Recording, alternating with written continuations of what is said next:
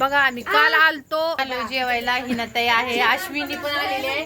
अश्विनी हो काल पण आलते, आज रिटर्न माघारी आले इकडे. काल आईच्या घरी आलते, आज पुन्हा ताईच्या घरी आले.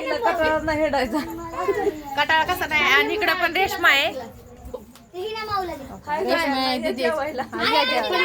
जेवायला असं.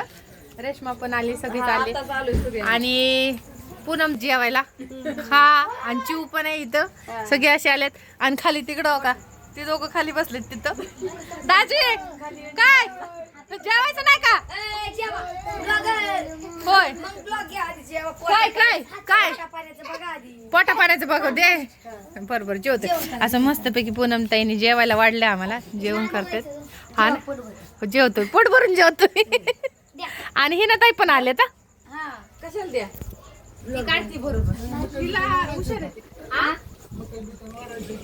वाढायचंय की कशी क्वालिटी काय सांगा की राव.